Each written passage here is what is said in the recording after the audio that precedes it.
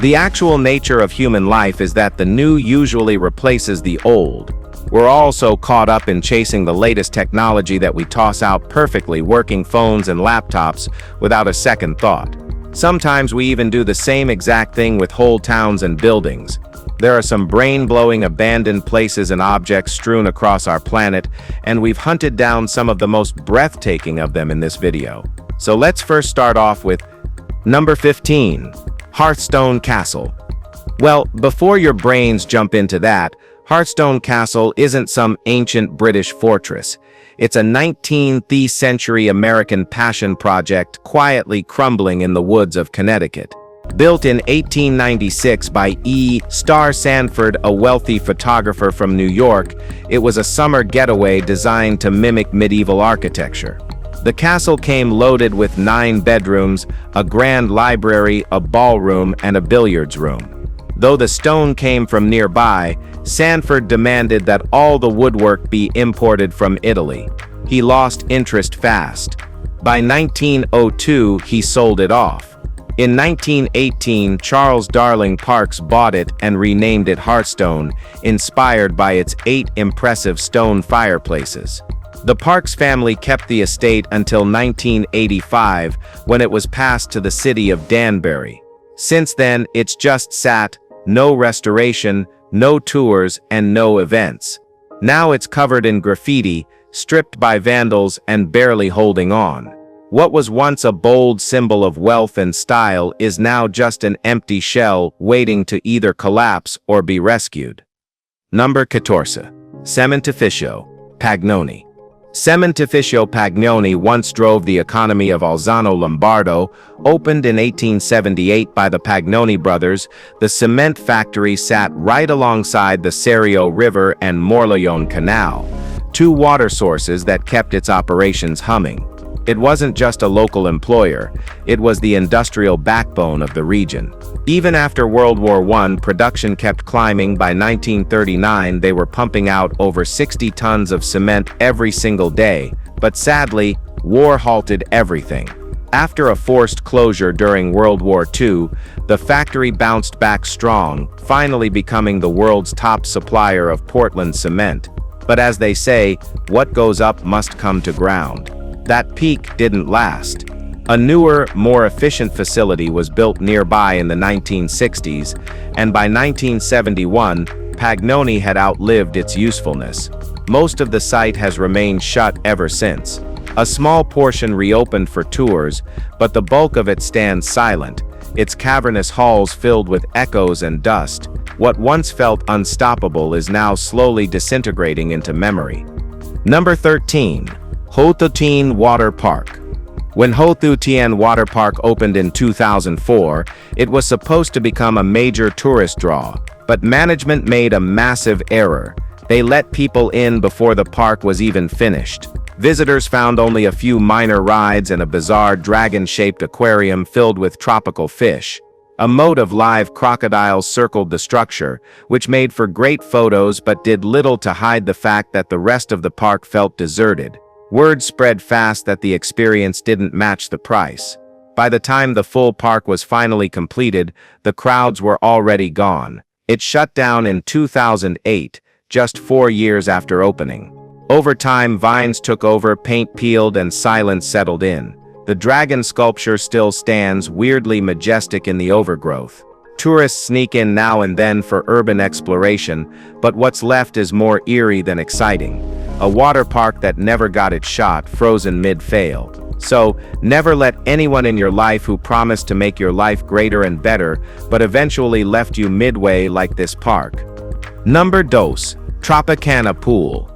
In its prime, Tropicana Pool in Rotterdam wasn't just a swimming complex, it was a full-on indoor paradise. There was a massive wave pool, a sauna, a wild water river, and even a nightclub that operated above the pool deck. It was like heaven. The venue was packed with palm trees, faux tropical decor, and the kind of warm humidity that made it feel like a vacation in the middle of the Netherlands or maybe in Pattaya. But that mix of nightlife and chlorinated water quickly turned into a health inspector's nightmare. By 2007, city officials flagged multiple sanitation issues. Fines followed, and the owners chose to walk away rather than fix the mountain of problems. The pool closed, and Rotterdam took over the property. For a while, the building housed a greenhouse project. Later, mushroom farming moved into the basement.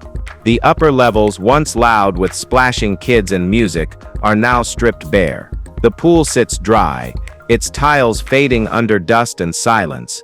It's a leisure complex turned husk. And it's just sad. Number 11. Continental Rubber Works. This former factory in Hanover tells a story that's equal parts industrial growth and wartime horror. It started in 1871 as the Continental Caoutchouc and Gutta Percha Company, later known globally as Continental Rubber Works. The operation flourished, but its darkest chapter came during World War II. In 1944, it became part of the Nazi war machine, repurposed to research synthetic rubber and powered by forced labor from a nearby concentration camp. The site was bombed before the war ended, halting production. Post-war, it never regained its former stature, though it limped along for decades. The final shutdown came in 2000. 7 years later, demolition began but stalled indefinitely. So the factory now floats in limbo.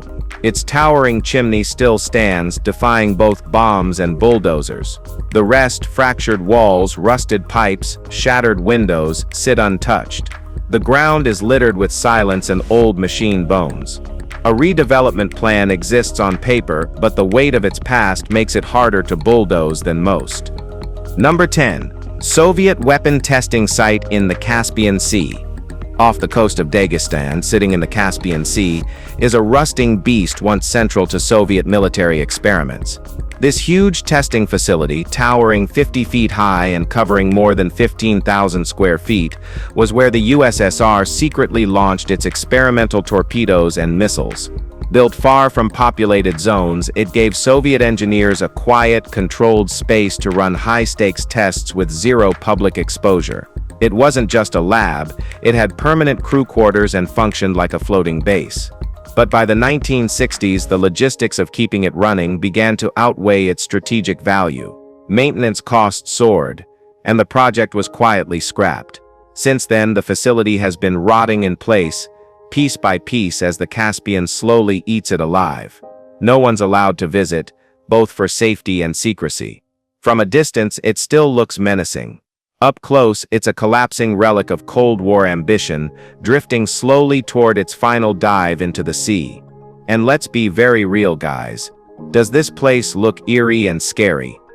Number 9. Ter Rouge. Ter Rouge wasn't just a normal factory, it was the heart of Luxembourg's steel empire. Built during the 1870s near iron-rich red soil, the plant tapped into shallow ore veins that made mining simple and profitable. The red earth wasn't just a cool name, it stained the entire region.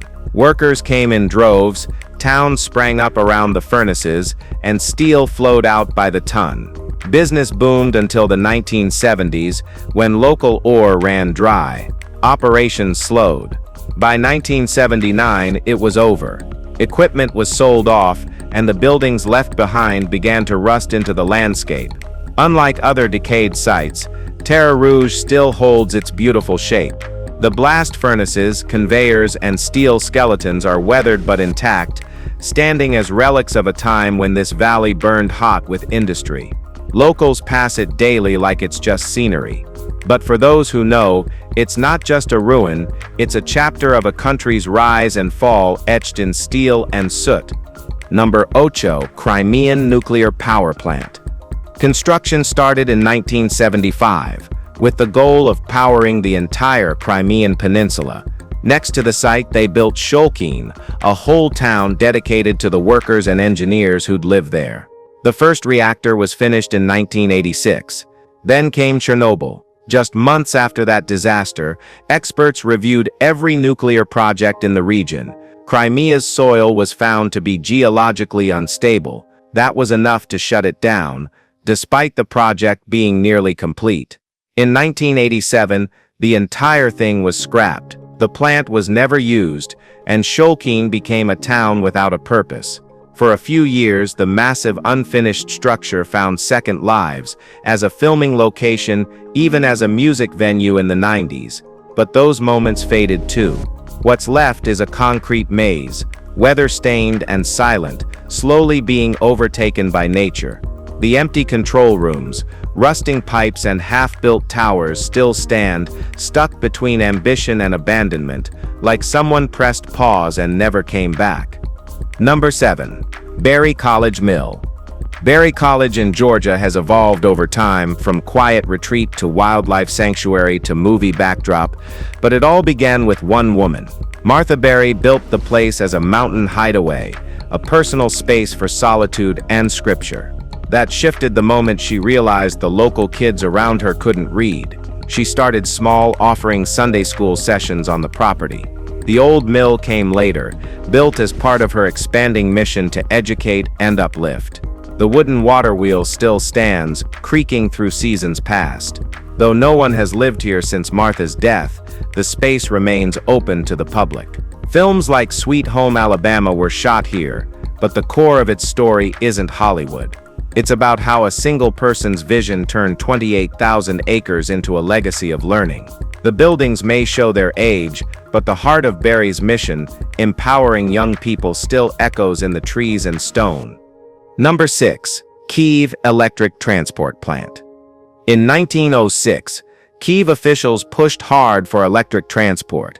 They weren't just imagining trams, they were manufacturing them. The Kyiv Electric Transport Plant grew from that ambition. Over the decades, the facility became a beast. By the 1950s, it had built 2,000 trolleybuses in just 10 years. It was one of the largest operations of its kind in Europe. Production carried on until 2006, when everything abruptly stopped. Officials called it a temporary shutdown for restructuring, but nothing ever restarted. When the doors closed, workers left trams mid-repair, with tools still on benches and parts waiting to be installed. Some of those trams date back 40 years. Others were nearly brand new in 2006. Now they sit frozen in time, surrounded by silence.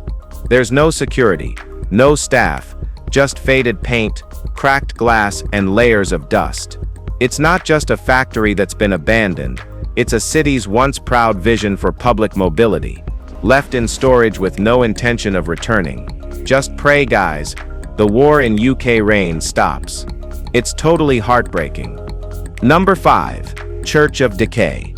Centuries of history cling to what's left of the Church of St. Pierre, now more often called the Church of Decay. Located in Left, Belgium, the original Romanesque tower dates back to the 12th century, and despite repeated demolitions and rebuilds, that one piece was always preserved. The version we see today was completed in 1756 and was later expanded in 1895 to make space for a growing congregation. That expansion didn't age well. Dry rot crept in fast, infecting the newer sections and eventually reaching the rest of the church. Restoration in the early 70s looked promising, but an earthquake in 1983 dealt heavy structural damage. After a partial reopening, safety concerns forced permanent closure in 1999. The rot came back, worse than before. What remains now is a half-intact shell, heavy with silence. Cracked walls, sagging floors, and that original tower still standing somehow. There are no ceremonies or organ music, just time swallowing a once sacred space, inch by inch. Alright guys, now let's talk about number 4. Westinghouse Atom Smasher. The Westinghouse Smasher was once a symbol of cutting-edge science. Now it's a rusting wreck no one wants to claim. Built in 1937, this Van de Graaff generator was the world's first industrial particle accelerator. It marked a serious step in nuclear physics, right from the heart of Pittsburgh's Forest Hills. For nearly 2 decades, it powered research that helped shape America's atomic era. But in 1958, it was shut down without much ceremony. No preservation plan, no museum exhibit, just silence. Over the years, it slipped further into disrepair. Then in 2015, someone pried the bulb off its mount and dumped it by the roadside, hoping it would force local authorities to act. They didn't. The broken bulb just added insult to injury. Today, what remains looks more like a scrapyard prop than a scientific landmark. Graffiti covers the steel. Weeds crack the concrete. Whatever pride this machine once carried has been eaten away by apathy and rain. Number 3. Radio Kootwike. Radio Kootwike was never just a broadcast station, it was the reason a town even exists. Built in 1918, the massive VLF transmitter was designed to maintain communication between the Netherlands and its then colony, the Dutch East Indies. The scale was immense. Antennas stretched across the land, and hundreds of staff were needed to keep it operational. Those workers needed homes, so a town was built around the facility. But the tech didn't keep up. By 1925, it was already falling behind newer systems. That should have been the end, but the bones stayed. The towering transmitter building still stands, even though it's long been inactive. Occasionally it gets repurposed, sometimes as a film set, sometimes for sound experiments, but mostly it sits in silence. The architecture is stark, almost alien, but it reflects a time when nations built entire ecosystems around communication. The station's days of beaming messages across continents are over, but its presence remains loud in a landscape that once revolved around it. Number 2. Semipalatinsk Test Site. Well, this one is totally terrifying. Between 1949 and 1989, over 450 nuclear tests were carried out in an isolated stretch of Kazakhstan, 340 of them underground, the rest above it. This was the Semipalatinsk test site, or the polygon, and it doesn't appear on most Soviet-era maps.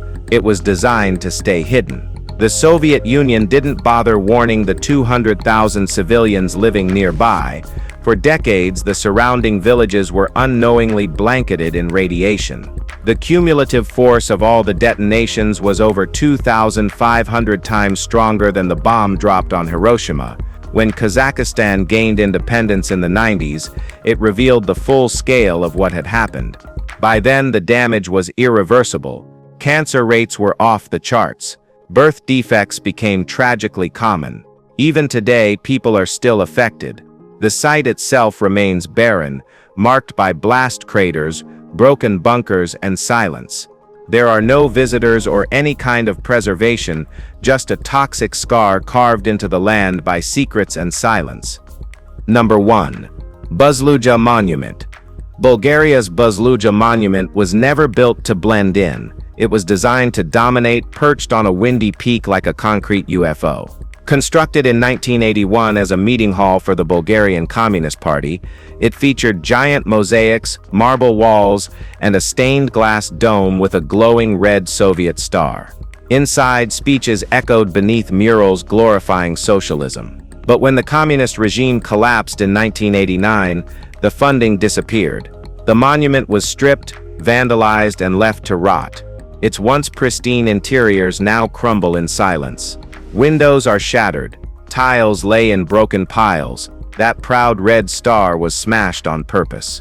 Well, we don't know why. Though the structure remains sealed off, adventurers and photographers still make the climb for a glimpse of what used to be. What was meant to be a temple of ideology now feels like a warning, giant, empty, and echoing with the ghosts of promises that never came true. What do you think about this alien UFO thing? Well, let us know.